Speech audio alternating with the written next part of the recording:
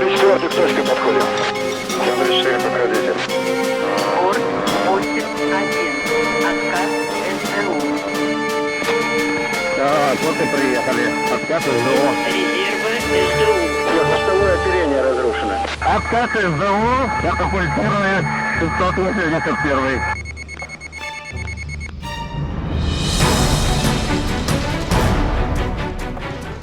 Открытие авиационного салона «Ле Бурже», 99 год. Русские пилоты демонстрируют сверхманевренный самолет с управляемым вектором тяги Су-30 МК. Поздний вывод из пикирования. Истребитель хвостовой частью задевается. На низкой высоте из горящего истребителя катапультируется в воздух.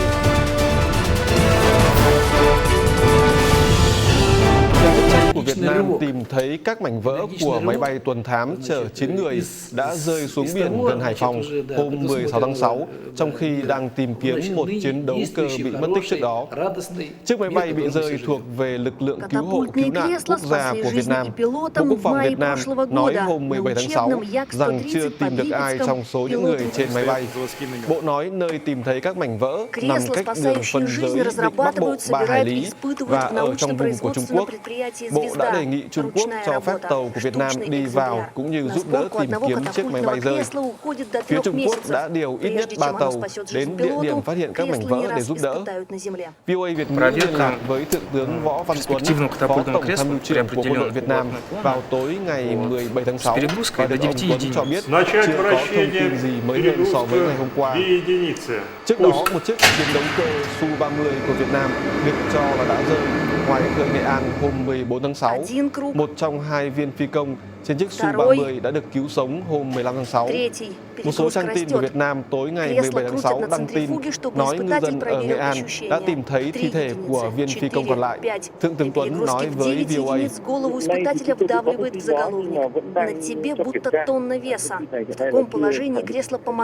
Về khả năng Việt Nam sẽ rà soát chấn chỉnh các hoạt động huấn luyện bay cũng như các chuyến bay cứu hộ cứu nạn, ông Tuấn nói. Кресло очень хорошо, удобно. Как тебе смотреть было на периметр, прицеливаться, стрелять? Тоже хорошо. Замечательно. Катапультное кресло – самостоятельный летательный аппарат с двигателями, парашютами и электроникой. Встроенный компьютер так управляет работой порохового двигателя, что можно спастись, даже если машина перевернута и на высоте всего 20 метров, а то и ниже. Так катапультное кресло выходит из кабины самолета на скорости 1200 км в час. Пилот резко тянет рукоятку управления катапультой, и тут же срабатывает система аварийного покидания самолета. Когда у нас пошел процесс катапультирования, значит, в первую очередь после выдергивания ручек срабатывает система фиксации. Что такое система фиксации? Меня дальше дотягивает с помощью этих ремней таз, притягивает плечевые ремни, фиксирует меня. Значит, поднимаются подъемники ног, они выходят вверх, создают в нее такую позу, сгруппированную. Семейство кресел К-36Д стоит на вооружении российской военной авиации. Лучшего, по мнению экспертов, человечество еще не придумало. Время срабатывания – 1 секунда.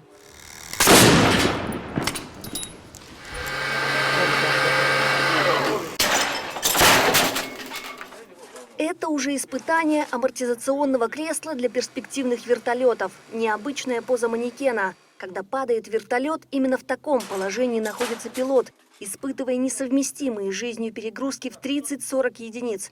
Кресло снижает реальную перегрузку до вполне переносимой, человеческой, в 15 единиц.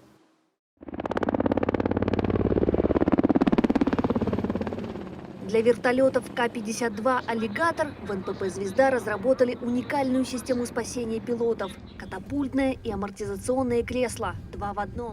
За счет деформаций или специальных устройств энергопоглощающих при аварийной посадке имеет место относительное движение сидения и человека в нем расположенного относительно вертолета. При ходе примерно 300 мм можно существенно снизить перегрузки, действующие на человека. Кресла испытывают при движении в разные стороны, так как вертолет может лететь и падать в любом направлении. Для такого экстремального покидания машины За спинкой кресла специальная пороховая ракета.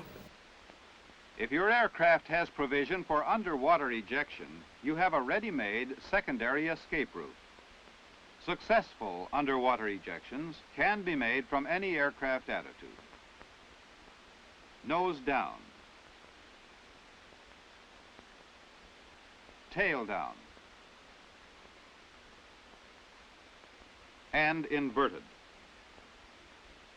Escape by this method requires no preparation other than that recommended for normal seat ejection.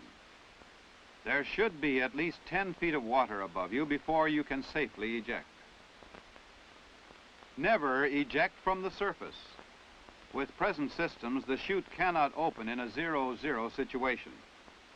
The effect of free falling 80 feet to water is little different than falling 80 feet to concrete. True, some lucky ones have lived to tell about it, but it's one hell of a gamble. When you eject through the canopy underwater, the seat breaks through, clearing the way for your body. Because water resistance imposes terrific forces on your head and neck, it's vital to hold the face curtain tight against your head for support.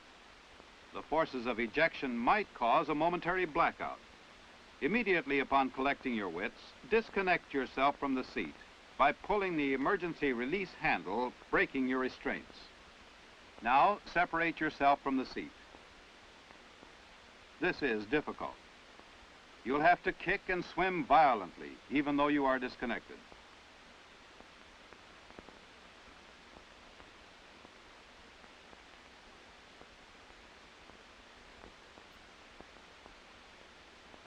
If your chute gets hung up on the seat, don't waste time trying to clear it.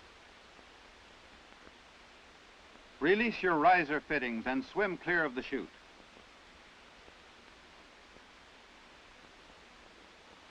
Do not inflate flotation equipment until clear of the seat. Remember, surface slowly, exhaling as you go.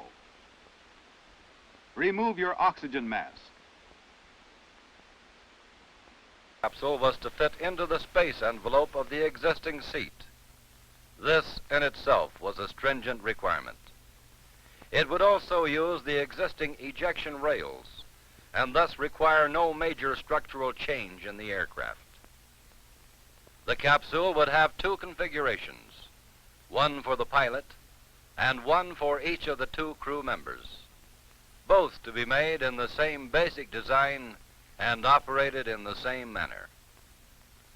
The general specifications for the capsule were these: total airtight encapsulation containing its own pressure and oxygen system, eliminating the need for pressure suits, bailout bottles, and all the other gear normally accompanying an ejection seat.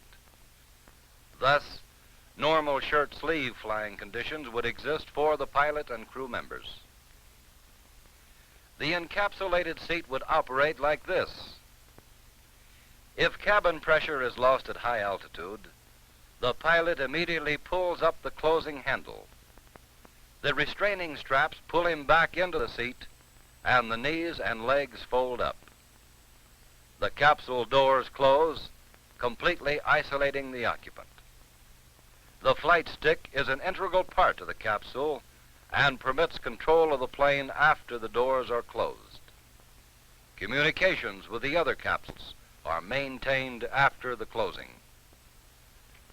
The plane may then be flown to a lower altitude and the capsule opened manually. If the aircraft then must be abandoned, the closing sequence is repeated. The pilot waits for the ejections of the other crew members and then pulls his own ejection handle. The canopy is automatically jettisoned and the capsule is ejected. The rocket takes over the upward thrust of the catapult and the stabilization chute is propelled out to prevent tumbling and yawing. When the capsule is slowed sufficiently and has fallen to 15,000 feet, the main parachute opens and the capsule drops to Earth. The specifications also called for the capability to float in water with stabilization bags to maintain an even keel even in heavy seas. This would be the life-saving unit to replace the ejection seat. The reasoning was, as always, protection for the men flying the aircraft. The existing pressure suit, ejection seat combination, has certain inherent disadvantages. Time is required to put the suit on, time that may not be available when an alert is given. Also, the suit restricts and inhibits freedom of movement. It is very difficult to execute even the simplest action. In addition, when wind blast forces exceed 1,000 pounds per square foot, as in supersonic flight, the capsule would protect against injury to the human body, such as facial tissue tearing, air engorgement, head and limb flailing, fractures, and neck muscle and ligament tearing. Effective escape was only one of the requirements. The specifications... Once the pilot has decided to eject himself, all he needs to do is to pull the ejection lever. Once he has done that, everything else takes place automatically. As the pilot pulls the ejection cord, an electrical pulse shatters his canopy. To avoid serious injury as he exits the plane, his body must be in the correct position. The seat automatically straps him in. It happens in the blink of an eye. The pilot's legs are lifted up. The arm restriction system is activated. Then the weight straps are automatically tightened. The pilot is thus locked in his seat. This sequence takes just 1/3 of a second. Over the next 1/12 of a second, the ejection seat automatically prepares itself and the pilot for ejection. It is during these milliseconds that the unique pilot protection mechanisms built into the K-36 begin to work. As the seat moves along the rails, gases automatically engage the protective deflector, which opens up to protect the pilot from the air pressure. The wind deflector protects the pilot's body from the enormous wind speed he will encounter as he leaves the cockpit, ejecting at 300 miles per hour. But there is no time to think, as almost simultaneously, the powder rocket engine engages. The MiG pilot has now reached the most dangerous part of the ejection process. The rocket propulsion system fires the seat out of the plane. The rocket acts like a cannon shell exploding under the seat. At this stage, they will be subjected to tremendous forces, pulling anything up to 12 G. As the seat leaves the cockpit, 2 telescopic booms are deployed. These booms ensure the seat stays in the correct position. Without them, the seat would spin uncontrollably. By now, after 1 second, the cockpit canopy has shattered and disappeared. The pilot has been strapped in. His seat fired high into the air, and the seat stabilizer booms deployed. Now an altimeter in the seat detects if the pilot is at a safe enough height to release the parachute. At anything over 5,000 meters, the pilot wouldn't be able to breathe the thin air. The seat will allow him to free fall until he reaches a safe height. Once the ejection seat has obtained maximum height, the parachute is then deployed. The seat detaches itself by means of a shoulder, waist and leg strap cutting mechanism. Several knives around the seat sever the straps, releasing the pilot. The parachute blasts out and the pilot is on his way. The whole process has taken less than 3 seconds.